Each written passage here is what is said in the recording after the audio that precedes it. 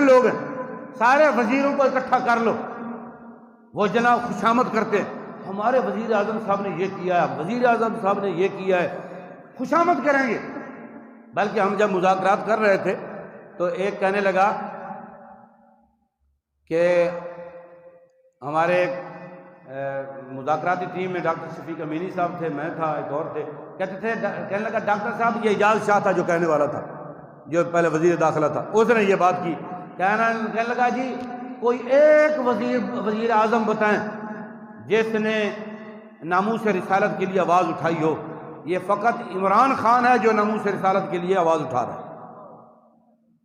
ہمارے ڈاکٹر صاحب نے کہا یہ وہ واحد وزیر اعظم ہے جس کے ہوتے ہوئے سرکاری سطح پر فرانس میں گستاخی ہوئی، اس نے ابھی تک جواب بھی نہیں دیا۔ یہ واحد وزیر اعظم ہے جس نے حضرت غازی عبداللہ شیشان جو مرد مجاہد غازی اسلام نے جا کر کے فرانس میں اس ٹیچر کا گلا کاٹا تھا جس نے ہمارے آقا کی توہین کی تھی، یہ واحد وزیر اعظم ہے، کہتا میں اس کی مذمت کرتا ہوں۔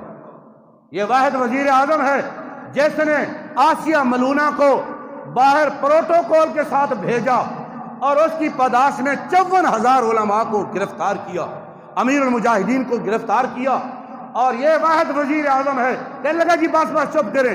ہم نے کہا چپ کیوں کریں، سنیں نا، میں ان کا نام نہیں لیتا جنہوں نے کہا چپ کریں، پھر سب کو ہلچل مچ جائے گی، سب پریشان ہو جائیں گے، بڑے بڑے ڈاکٹر صاحب رہنے دو۔ نے کہا کیوں رہنے دوں، جب اس نے پوچھا تو میں کیوں نہ بتاؤں۔ اس کے ہوتے ہوئے ہزاروں شیخ الحدیث، ہزاروں سید خاندان کے لوگ جیلوں میں پڑے رہے، اور مفتی منیر احمد اور حافظ آباد کے حضرت حافظ سلطان محمود صاحب وہ حافظ آباد کی جیل میں شہید ہو گئے۔ مفتی منیر احمد صاحب کی ٹانگ کٹ گئی، بعد میں وہ شہید ہوئے۔ تو نے کہا یہ وہ وزیر اعظم ہے جس کے یہ کرتوت ہیں، اب بتاؤ اور کیا آپ کو جواب چاہیے۔ یہ وہ لوگ ہیں، اور ہمارے خوشامدی مولوی دعا کر رہے ہوتے، یا اللہ یہ بڑا اچھا وزیر اعظم ہے، یہ ریاست مدینہ کا نام لیتا ہے۔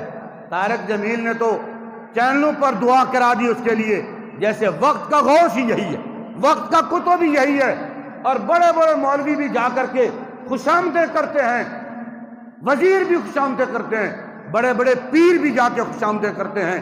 لیکن سب سن لو، آج دنیا کی چند دن کی زندگی ہے، تم مرو گے، تمہاری قبروں پر فاتحہ پڑھنے کے لیے کوئی نہیں ہوگا۔ جس نے رسول اللہ کی عزت پر پہرا دیا، خدا کی قسم اس کا جنازہ بھی بے مثال تھا، آج اس کی قبر پہ چلے جاؤ، خدا کی قسم 2 بجے بھی چلے جاؤ، رونق لگی ہوتی ہے۔ لبیک لبیک یا رسول اللہ، لبیک لبیک لبیک یا رسول اللہ، لبیک لبیک لبیک یا رسول اللہ، لبیک۔ تاجدار ختم نبوت، تاجدار ختم نبوت، تاجدار ختم نبوت۔